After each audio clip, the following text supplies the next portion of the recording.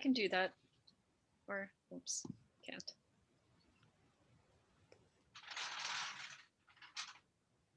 Okay, it's recording. Okay, back to the slides. Okay, my background. I'm currently in Berlin, in Germany. I moved here in November 2019. So I spent 3 months and then went to permanent lockdown. So my mom is asking me, why the heck are you there? You're just at your apartment working. But anyway, I was born and raised in Manila, in Philippines. That's where I met Jezze, my co-founder, who is in this call. So I graduated from university in 2012, and I got this current job in 2019. So it's a bit of an embarrassment or not, I don't know, up to you, but I've had 5 jobs in 7 years. So I have quite a lot of experience in job hunting. I tend to joke that job hunting is my best skill and job staying is my worst. Okay, so my first job was in a management consulting firm. That's where I met Jezze.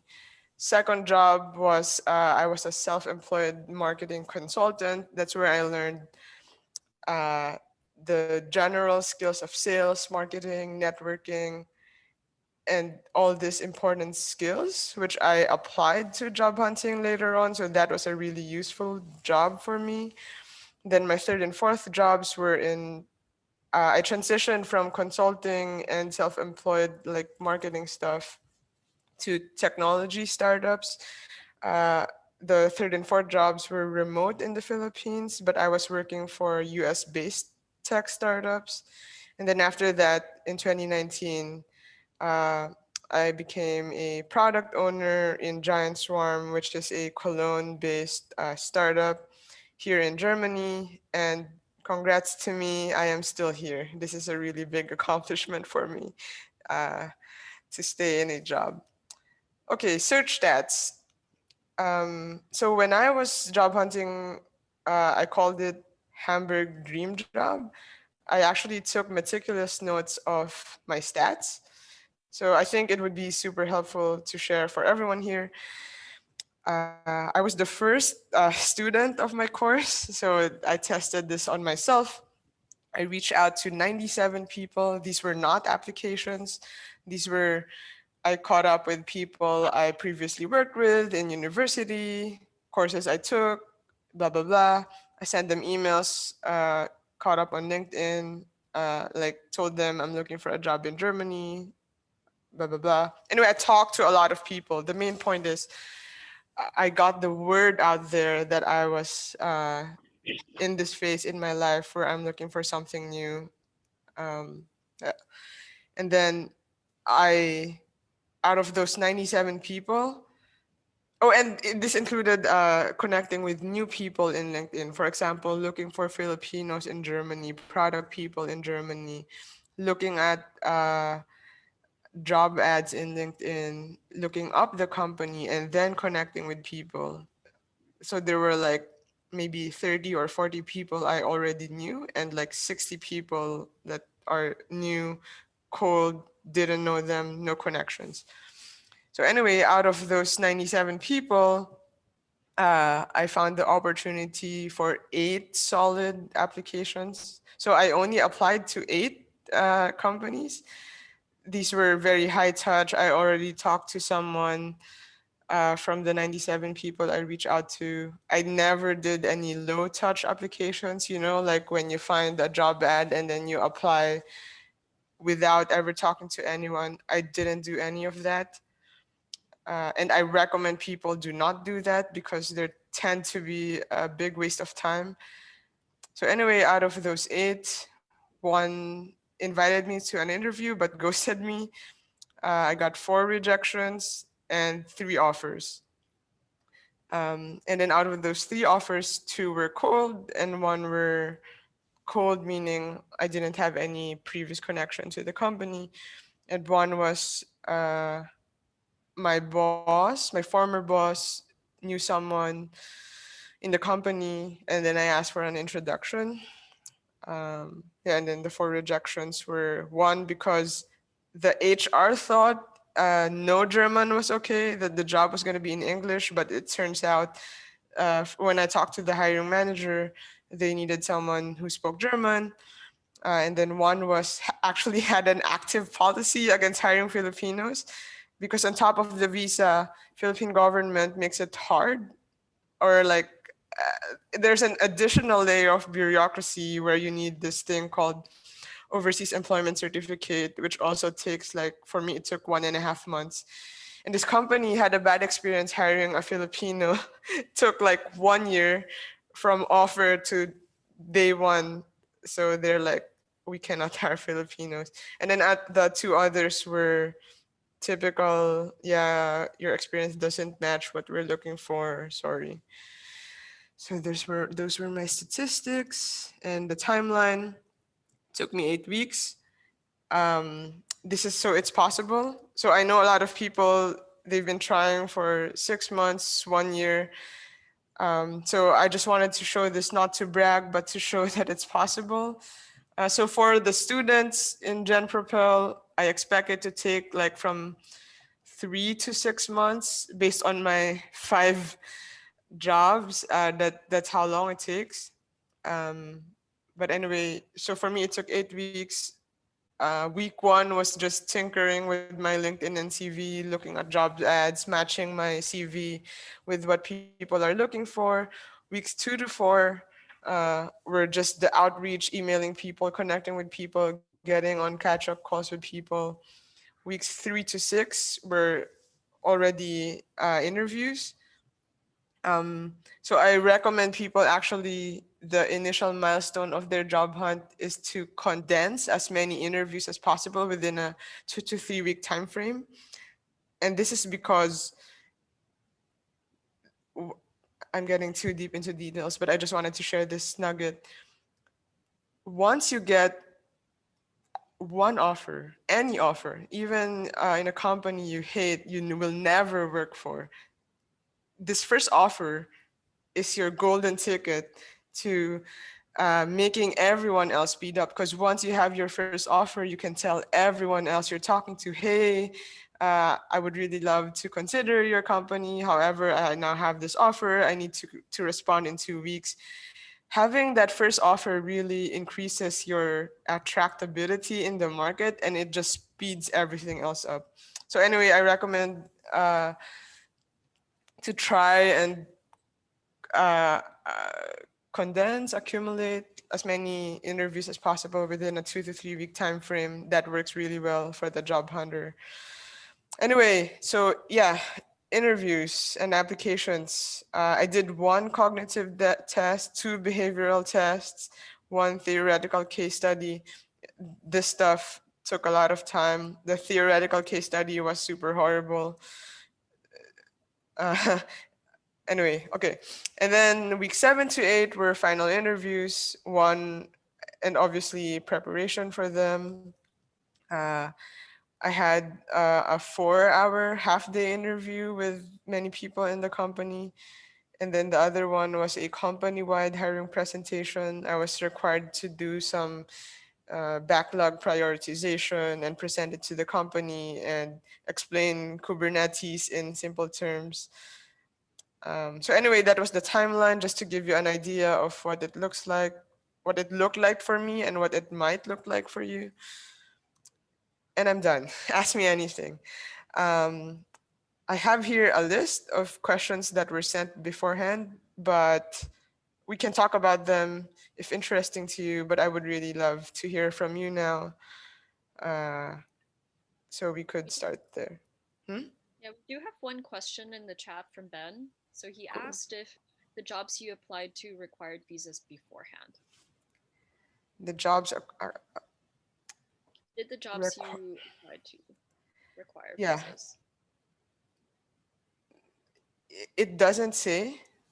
Um, in general, the job ads would not say. You could like use certain keywords, like you could use the keyword visa, for example, because job ads will say willing to sponsor visa, or you could search English because it will, for Germany at least, because it says requires excellent English. But regarding the visas, yeah, most companies do not want to go through the effort of sponsoring a visa for employees. So there's a certain size of company that I recommend people reach out to, like not too small, because if it's too small, like below 10, they're not likely to have the resources to help you. If it's too big, actually, I'm not sure. I need to think about the size of the company. But anyway, to answer your question, they do not say if they require visas. But if you go through the normal, what people do, which is they see a job, they apply, they say, I need a visa, you're going to be rejected almost instantly. But you can finesse. I think what I'm trying to say is it's not black and white, like this job requires a visa or no. If you reach out personally first and build a relationship first, a company might not have thought about, do I require a visa or not? But once they get to know you first and see that you're a good candidate, they might they are flexible on, yeah, you might need a visa and you're amazing, so I'm willing to help you there. Does that answer your question, Ben? Yeah, appreciate that. Thank you. I've also seen cases where a company might not have experience sponsoring a visa, but you can bring that up. And what would happen is they would be willing to sponsor it for you or cover the costs, but you would be the one looking for a lawyer to help you with the immigration papers. But generally, that's something I've seen as well. Yep. Yep. I mean, for example, I have actually 2 of the 3 offers I got. The current one, I was the first one they sponsored a visa for. So I was the first one. They didn't think about this, do we require a visa or not? But once they learned about me and they're like, oh, okay, you require a visa, then we'll do it. The other company I got an offer for was only at that time a 3-person startup, and they were also willing to do the visa thing. So it's really not as black and white as people think. Yeah, but just I have also a question for some companies when you apply on LinkedIn. There is a question that do you have the work permit working in this country, or when they reach out to you, the HR, they ask that do you have the work permit? Can you work here in this country? And when you say no, because you cannot lie, of course, they don't reach out to you anymore. You know. That is true. So one thing I advise people is do not try to change people's minds. So in sales, actually, this is like one of the first principles of sales is do your job as someone selling, and we're all selling ourselves, selling our ideas and stuff. Do not try to persuade someone to change his mind or her mind. So if someone says, we don't want anyone who has no right to work in this country, you should say, okay, good luck with your life. Uh, don't try to convince them like, I'm so amazing, you should change your policy for me. Instead, look for those who are welcoming people who don't have visas, or they haven't decided yet and are willing to be persuaded. So yeah, don't. Another thing is, okay, maybe next time. Too long-winded answer. But absolutely, Homa, avoid those uh, jobs because you could persuade them otherwise, but it will take too long, not worth the investment of time. Exactly, I agree with you. Thank you. Can we go through the questions that you showed? I think I saw the questions that I wanted to ask, but I think if you just answered them, that would be great. Sure. Can you do you see my screen? Yeah, it's Yes, half yes. though. We also Okay. see ourselves. Or I do. Yeah, sorry. Sorry, not sorry. Okay, what do you prefer? First one, how do I get noticed by recruiters? Yeah, for me, the most important one is how do I get an interview? How do I get an interview? Cool. That is an excellent question. Um, so my recommendation is do not apply. That is my number one rule. Do not apply directly. Um, the best way to get an interview is to get into conversations first. So what I recommend in the course is Project 100. It doesn't have to be 100, but the main point is reach out to people, for example, in LinkedIn. So for example, you see a job ad in LinkedIn for company X. What I recommend for you to get an interview with company X is look up company X, look up the people. So maybe someone with the same job title that you want, or one or two positions higher, so it's the hiring manager. You reach out to them like, hey, so and so, I saw that you are hiring for X. I'm considering working for company X. I would love to talk to you and get your insights of what it's like to work at company X. And then you could get to know them, they could get to know you. And then at the end of the call, you ask, hey, this is amazing. This sounds like a great fit for me. I would like to apply. Do you have any tips? And then what you're doing in that call is first, it's an informal interview. They're already getting to know you. They see that you're not some insane random person on the internet.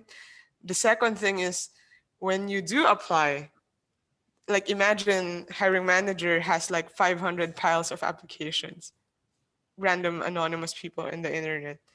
And then one of them is Homa Babashi. That's a lot of ba ba ba. Okay. Um, they will absolutely look at your application, and if it fits what they're looking for, they will absolutely give you an interview because you're no longer a random person on the internet. You're someone they've talked to and would consider. So this is what I recommend to get an interview. Get into conversations first and then apply. Does that answer your question? Does that help? Yeah, man. I mean, to be honest, I have tried it before, but I think not enough, maybe a few times. And then they ghosted me kind of, they didn't answer my message. Mhm. Or maybe I reached out to the wrong person, I'm not sure. Mhm. But even for a time, I activated my premium account on LinkedIn, and I was seeing the person who posted the job, and was trying to send them messages, email, to tell them that I'm interested to try my chance, but nothing happened. So after trying it a few times, I just I think I just gave up. Got it. Yeah, thanks so much for sharing your experience. It might be, you might be reaching out to HR. So that's, I don't recommend reaching out to HR actually. So there are two players here at least. The HR, whose job is to, so HR, the important thing is HR can say no. HR cannot say yes, but they can say no. You know, they can reject people all day long, but they can never say, yes, I would like to hire you. That's why I recommend going to the hiring manager, who the hiring manager really doesn't want to do this hiring anymore because it's a distraction from the main job. So it's in the hiring manager's best interest to hire someone very quickly. But anyway, okay. Yeah, so really good effort from you, Homa. It might be a matter of you're reaching the wrong person, or you're not saying like the most effective things. Like if you message someone, I need a job, for example, which I've done, this is not gonna work. People are like, yeah, you need a job, I don't care. But that's why I recommend a kind of indirect route. Like I saw you have amazing experience, would love your insights, would love your advice, would love to learn from you.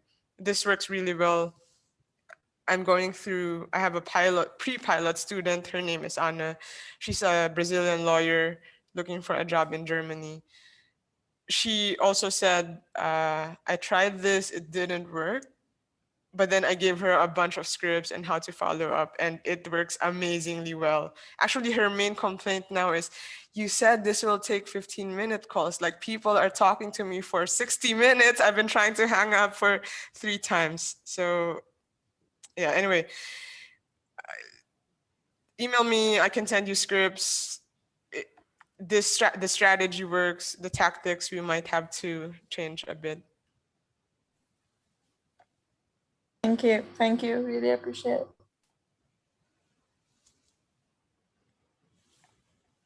Any other questions, maybe?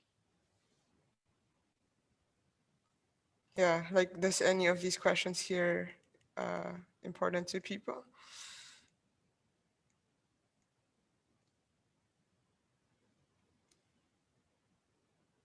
I think actually you answered the third one already. Yeah. Yeah. Maybe number 4, Chara, might be something interesting for folks on the call. And I think it would be helpful if we get a sense of where people who've dialed in would want to go or would want to move to. So Homa, I know that you had mentioned Germany and Canada would be your first choices. Can we hear from the other folks as well? It doesn't have to be final. It's just like, if you did have an idea, or if we did force you to give an answer, like a tentative one, what would that be? Or what would be the first 1 or 2 countries that would come to mind?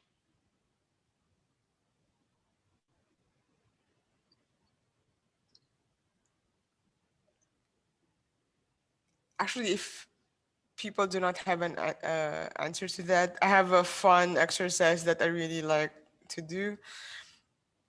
So people tend to, when I tell them my strategy of reaching out to people on LinkedIn, they really like it in theory, but they're like, oh, but where do I find people and so on? One exercise we could do for each person in this call, since we only have 5, if you're interested, you can tell me specifically what job you want, where you want it. And right now, while I'm sharing my screen, we could look people up on LinkedIn, and like, you could go away from this call with 5 people to reach out to. What do you think? I could share my screen right now and kind of show you how I would search LinkedIn for like That the would be jobs. great. Yeah, I love this idea. Cool, let's do it. I'm still sharing my screen, right? Yes. Yes. Okay, cool. Homa, you are in Malaysia. You're looking for a job in Germany? Yes. Okay, what job? I'm commercial. I mean, my experience is in commercial sales and partnership. So something similar to that, because I mean, I also have a bad experience of applying for jobs that this job description looked, I mean, good, but I got an interview, and when I was talking to the person, I realized that I think I'm kind of, I mean, maybe it's kind of be a demotion for me if I get this job. And I think the hiring manager thought the same thing, because, for example, I have a big team here, but that job was only me with a project, which was completely different from what I'm doing. And actually the hiring manager asked me that, why do you want to change this job, I mean, to this one? And I didn't have an answer for that, because I think, I mean, I was kind of shocked when I realized about the job scope there. So I think that was another mistake I made when I applied for that job, because maybe that wasn't something that I should look for. I mean, one of the problems that I have is, for example, when they mention on a job description that is, let's say, the title is a project manager, or is an operation manager, sales manager, and then that on the other one they mention head of something, and the other one they mention team leader. The definition and the level is different in each company, I suppose, because I realized that, for example, I mean, when I applied for a job which is manager is higher than head of a team, and in another company, head of a team or team leader was actually the top level. So I'm kind of sometimes confused about the org chart and which role is actually suitable for me. I mean, I don't want to be surprised, and also the hiring manager thinks like I'm just looking for a job and I don't care what to do, because I think it's a negative point when they find out that you're even ready to be demoted just to get the job there. I mean, I don't want to look hopeless and Yeah, I mean, totally. yeah. So I think that was a big mistake that I made, but I don't know how to find out about that sooner. Okay. I love this so much. First of all, it's not a mistake. You couldn't have known. You're absolutely right. And I get this email all the time like, how do I know how this country works? Why is my role like this? But in their country, it's like something else. There's no standard for any country. It's like company by company basis. It's all different. And the only way to find out is to talk to people. That's why I really recommend the talking to people first. Because Homa, I think what you might have done is you applied and then you got through these stages and then finally you talked to hiring manager and only then did you find out that it's a wrong fit for you. But anyway, I think this is coming from the mindset of like this job is so precious. Like, oh, like I invested so much time in it and then I found out later that it's the wrong role for me. So that's why I recommend do not apply. Do not spend a lot of time applying when you haven't talked to anyone. You don't know what the role is. You just have the only information you have is the job ad. So what I would have recommended for you, Homa, in that job you said, it's really not a mistake, like you couldn't have known. But what I would recommend is before you apply to that company you talked about is you reach out to you don't even have to reach out to the hiring manager. It could be someone at your level and talk to them for 15 minutes. And you could have spent only 15 minutes finding out that the role was completely wrong. And that's perfectly valid. It's not a waste of time. It's like information gathering. Does that And make sense? actually, my next question is, how do I find who is the hiring manager? Because I don't know who is hiring for that position. Even when I applied for a job, which is actually another venture of us in Germany, I mean, I can have access to all their email addresses basically and their contacts, but I didn't know who is the hiring manager before I get to talk to the HR first. So yeah, that was also confusing for me how to find out who is. I mean, because that's why I was using the LinkedIn Premium to only I could see the HR person, I think, that posted the job. I could see who posted, but I couldn't see who is the hiring manager. Yep. Yeah. So unfortunately, I have no super secret LinkedIn spying thing that shows you the hiring manager. But again, I'm sorry to hammer this again and again, but how to find the hiring manager? Reach out to someone and ask. So, okay. Okay. So yeah, maybe it's a repetitive question. No, it's not. Sorry. It's not a repetitive question, but I just feel kind of bad that I wish I had some super secret tactic to show the hiring manager. And I feel like I have the same answer and I feel kind of bad, but the answer works. But anyway, I think it would be great to like apply this stuff to actual jobs. What about let's try partnerships? What do you think? Like partnerships jobs? Commercial, maybe. Commercial? Yeah. So I'm just looking at LinkedIn jobs and then filter for Germany and then looking for commercial. Can you tell me if any of these look which of these look promising? I think that this one, the first one, head of commercial, is basically the same thing that I have here. Okay. Okay. First thing, it's a recruitment company. You could later on, but I don't recommend it as an exercise because No, the other one, the head of commercial, the first one. got it. Yeah. Head of commercial. Cool. So first thing, the job ad is in English. That's a really good sign because obviously if they're looking for someone German, they would put it in German. And I think this is a small company. The CEO is posted this. So what I would do is I would not fluent English. Yeah, they don't talk anything about visa here. I would not apply here. Fine, you can click the button if you want, but that's not what I would recommend. What I would recommend is to look up this person.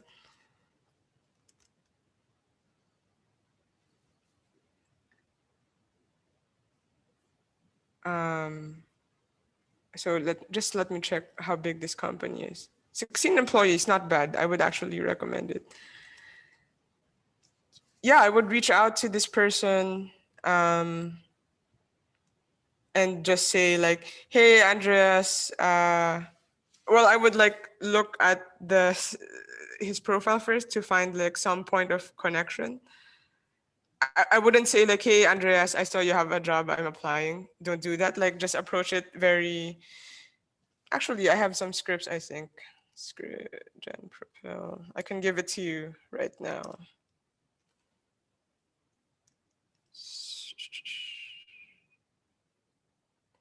Please give me, it's not here. Strategy. Okay, I think it's here. I can give it to you right now. People and companies.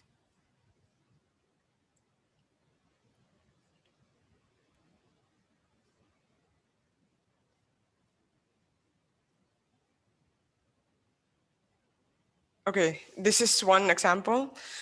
Like I would say, hey, Andreas, I'm reaching out to you as the CEO of this company. I'm a head of, I forget your title, sorry, at company, and I'm moving to Berlin in whenever you're moving. I'd love to get your career advice for 15 to 20 minutes. You can use it too. It works really well. People love giving advice, would love to connect. So, Homa, this is what my takeaway for you. You could try this. You could email this person, connect with this person with that message.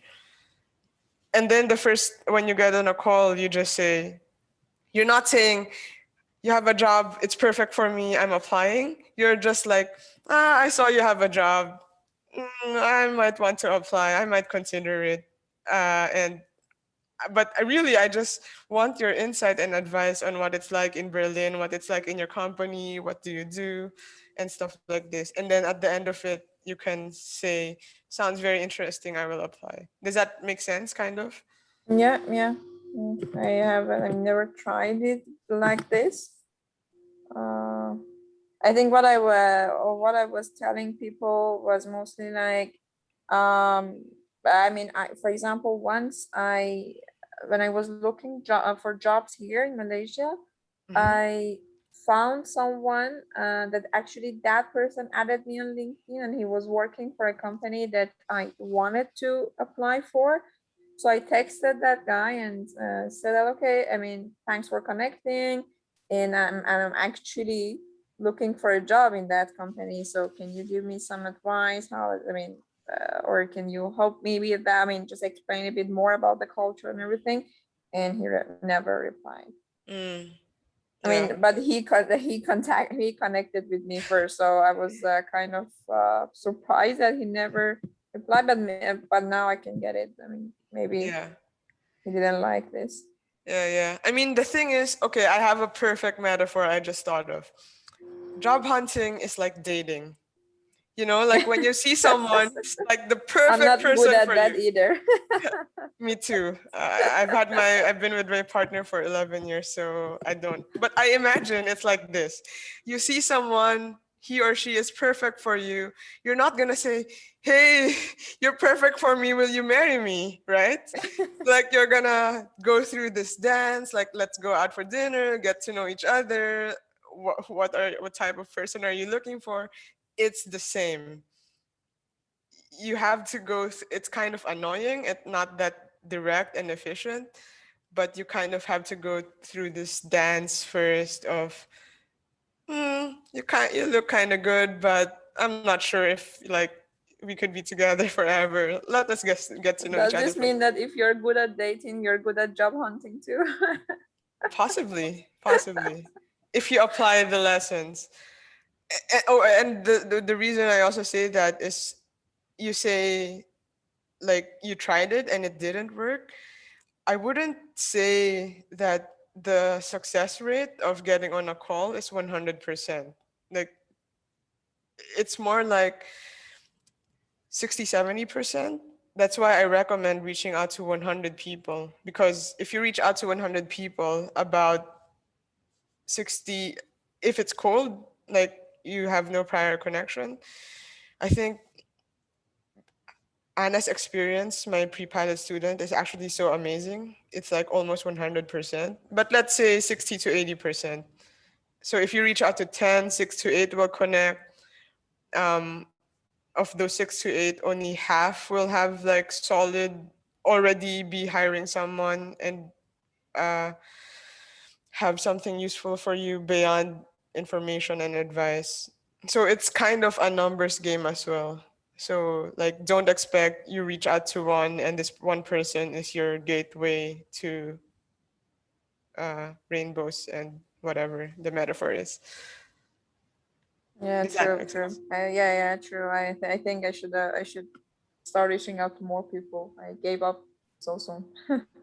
Yeah, no worries. Nobody teaches this stuff, so Yeah. it's not your fault.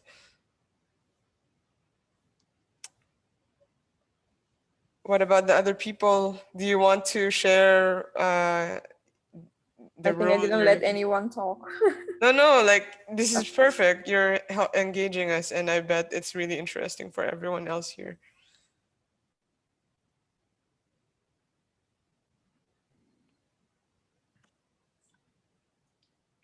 Hi, I guess I also want to share a bit of my experience like literally cold messaging people on LinkedIn with from either like let's say hiring managers or people who have the role that I'm seeking to apply for. But yeah, I agree that sometimes they reply, sometimes they don't.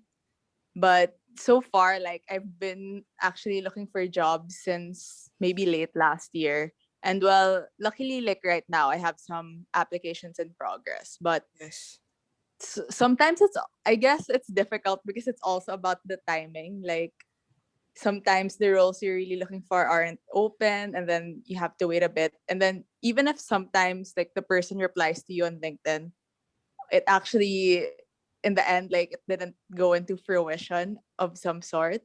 Hmm. So I guess it's difficult also. So like currently like my current applications, these are applications that I really applied for like the normal process of really submitting your resume and all that, and like feeling like you're in the needle trying to pin a needle in the haystack kind of thing.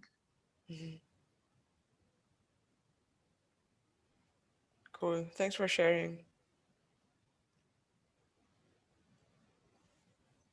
Do you is there anything we could help with these current applications? Any questions or anything like that?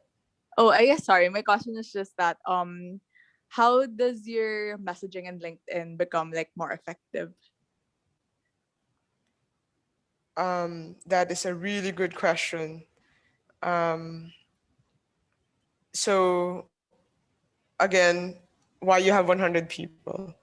Because at first, your message is not going to be perfect. You only have an inkling of what's going to work. So, I don't know if you're in the sales and marketing and online marketing stuff. People are always talking about testing and A/B testing, like check Yep, if I understand. red or blue button works better. You could do A/B testing on your messages on LinkedIn. Like, for example, you reach out to 10 people and you say, okay, this 5, I will say I'm applying in this role. And then for the other 5, you use this messaging and you kind of check if you're reaching out to the same kind of people, you check which message is more effective and you go from there. Got it. Thanks for that tip. Yeah, and actually, just one thing I wanted to ask something about my last experience I had that I told you that during the interview I realized that maybe this is not the job for me. Should I say that I mean I didn't expect this or that, or should I just, because what I did was I mean I said, I mean they were asking me why, and I was trying to provide some reasons. I mean, improvise some reasons. That's why I think this is also a good choice for me. But I think I mean, of course, I didn't believe in it. So should I continue this way, or should I say immediately like, hey, I mean, now after you explained about the job, now I realize that okay, maybe it's not a good match, and but if you have any other thing that you think it would be a better match for me, can you please, I mean, consider me or something? I mean, which way is the better one, or none of them? I don't know. it depends on your goal. So, but based on what you're saying, you really don't think it's a match, right? I mean, and you're not, even if you got an offer, you wouldn't get it.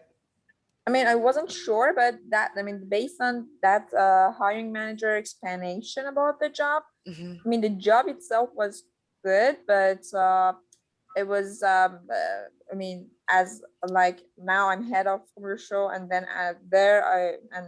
I was just in a lower level compared to what I have here, which I don't think it's a good thing to happen in your resume. So I mean, I wasn't sure, but based on what he said and also his reaction when he said that, are you sure that you want to do this, and why do you want to do this? Then I kind of thought that yes, maybe it's not the best choice. So and I mean, here after managing a lot of people, then going there doing nothing but working solo on a project would not be the best, I mean, match for me. So that's what I kind of felt, but maybe I'm wrong. I mean, but I'm just saying it based on the explanation of that guy plus the I mean his reaction. There's really no right and wrong. It depends on what you want. So, general principles. I recommend, first of all, if you hate it and it's gonna make you look bad because you're inventing these reasons, then like don't do that because you're making a bad impression of yourself and looking desperate.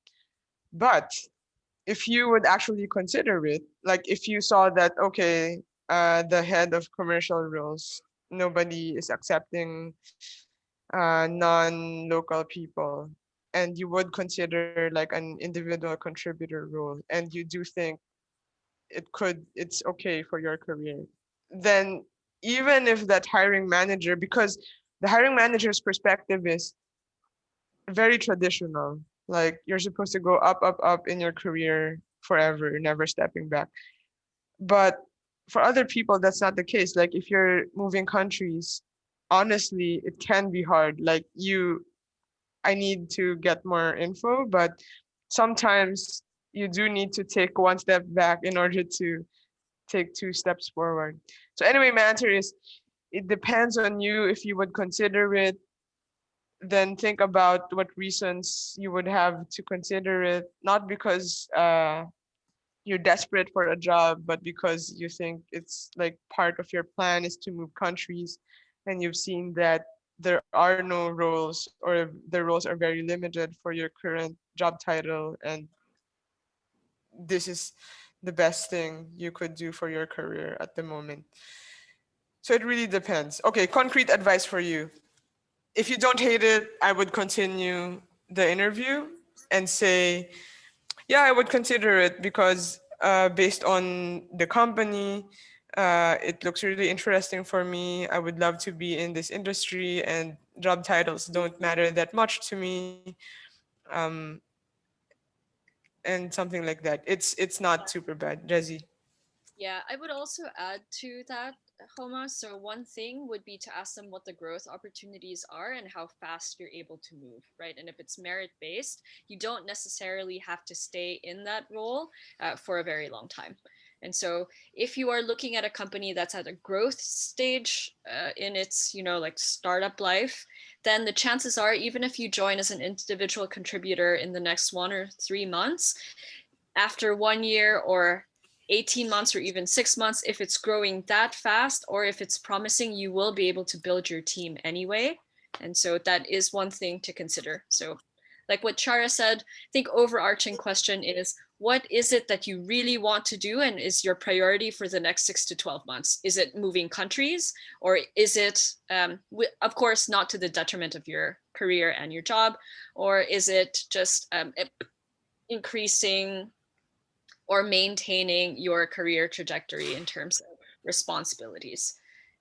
And then you can decide from there. And once you have that question answered, the next one would be to look at the company that you're interviewing with. Is it a growth stage startup? Is it fast? Is the team fairly well? You can ask the hiring manager himself, what are the growth opportunities, or what's the career path looking like for this role that I'm applying for? And so you'd have a better sense as well of what that's going to look like for you. I think another thing too is to think about what other jobs there are in the market, and would you be able to take this one, stay there for the next 12 months, and then use that as a stepping stone to something else, right? If it is important for the country that you're entering that you have on the ground experience, then that might be, again, another trade-off that you'd be willing to make. Okay, got it. Yeah, true. Thank you. Yeah, it's very common as well. If you are moving to, let's say, a more developed firm or a larger firm, that you would have to take a step back, more generally speaking. Yeah, yeah, I mean, yes, true. Yeah. And I have another question. I mean, maybe it's not related to job hunting, but it's actually basically the last step, which is how to know the market price for that position. Because there are two questions that always some recruiters ask, or the hiring manager. First of all, they ask, what is your current salary? That normally I don't answer that question. Good. And the second question is, how much will you, want, or how much do you want or do you expect from this job, which I really don't have the answer for a market that I don't know at all. I mean, the country and even the position, I have no idea what to say. I don't want to say too high or too low. And so, I mean, how do you find out about that? I know that, I mean, there are some information on Glassdoor, on some websites like Glassdoor, but is there any other way? Because sometimes the answers there are outdated, and sometimes the position is new in that company that you're applying for. So how should you get the idea? Again, I mean, is it again would be like talking to someone in that company? Because I see that you're smiling. I feel that's the answer. You nailed it. There is no standard information, that the secret website that lists all the companies, all the roles, and all the salaries. Yeah, it's the same, but you hit a really good point. So you remember I talked about reaching out to 100 people? Like, it would be well worth your time for like 10 of them to ask, hey, this is the role I'm applying for. I'm new to this market. What do you think is a reasonable range for these kinds of roles? Like you'll get a pretty good idea. And also, Homa, if you're talking to hiring manager, one trick I use that works really well is flip. They're asking this question, right? Like, what are you expecting? I would flip it. Like, that's a really good question. I'm new to this market. I would love your advice. What do you think is a reasonable salary for this role? Because I am new to this market. Of course, you don't take their answer as the truth. It's just one data point, and then you collect other data points from other people you're talking to. Is there any hiring manager out there to give you this number? Yes. Really? Really? Yeah. Because if I am the hiring manager, I would never give that number. I mean, Really? I would Like, wait for. I think I will wait for that person to at least give me a range, because maybe the range is lower than what I am planning to give. So I will be happy to pay less. mm, So I think one thing there is that's highly dependent on the industry and the company that you're applying for. If you are trying to look into tech, for example, it's very common that you would have levels within the jobs that you are applying for, and within those levels there would be salary bands. And so a hiring manager, it's not, unless you are joining a startup and that, the hiring manager is the CEO of that startup, then fine, he can do whatever he wants. But generally, hiring managers have a band that they can play with, or that they will have to give, within which they would have to give the offer. So even if they give you the number, maybe they give you the lowest of the range. So I guess what I'm saying is, and I only know this from tech based off of my experience, that generally it is not the hiring manager who's able to decide how much your salary is. And if anything, they either don't know, or they're just given a number by HR or the compensation committee, and that's the number they give you. And that generally is within a calculated like salary band or salary pricing schedule that is followed by the company at large. At least this is what I've seen in tech. And this is the standard set by large tech companies and is pretty much followed by a lot of the other growth stage firms. So I guess all this to say that if you are trying to stay within, like food delivery, like Food Panda and other such firms, there would be that schedule, and it wouldn't be that big of a problem that you would be undermined or lowballed. I think to Chiara's point as well, you would anyway triangulate with additional information, either through desk research or through one or two other people who are in other firms who might be willing to share this information with you. So I think one thing to note is Rocket, based off of our experience, Homa, is a very different beast. Yeah, where Rocket there was no range yeah, in Rocket. I think. yeah. So yes, there is no range. A lot of the MDs would lowball you as much as possible because they're working with a small budget. That is not common for Chiara, and I don't know how you've seen it in Germany, but that's generally not applicable in tech, at least. Yeah, I would be really careful with projecting your own assumptions and experiences on other companies. Because, for example, in Giant Swarm, the salaries are transparent. We have a formula. I know what the CEO, the CTO, and everyone is making. So like that's like I couldn't negotiate because there is a formula, and unless I magically make my experience 10 years instead of 10, like I would be like saying your formula sucks, I want an exception. So that's like the other end. They're super open with what this position pays because there is a formula. It's based on your experience and like how many years and how many kids you have actually and stuff like this. Oh wow, it's so super transparent. Yes. Yeah. Oh, okay. So I think I'm Cool. comparing everything to Rocket.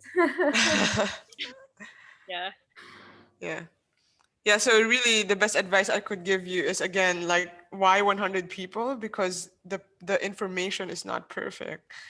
You need information from people. What is this role? What does it really entail? What does it pay? What does the market look like? You really don't want to be precious with any job opening, because like especially at the start, you're just getting information, and that's really valuable when you're applying and if you decide to accept or you're negotiating. Okay, we're at the top of or bottom of the hour. I really don't know how these metaphors work, but we're at the end of our schedule, and I really enjoyed our conversation. Thank you so much for attending and engaging. And Homa, your questions, they're amazing. Yeah, thank you so much for all the questions. Yeah. Thank you so much, and thank you so much for the time and answering my questions. Yep. By the way, one last thing, Luma, the thing I'm using to manage these events, they're gonna ask you super quick question to rate this event. Would really love your honest advice. Please spend 1 minute giving your feedback, positive, negative, I don't care, just want your honest advice. And I think that's it. Thank you. If Well, you thank have you. additional questions, Thank you. please, yeah, Thank you. email us. So. Okay, thank you. Bye.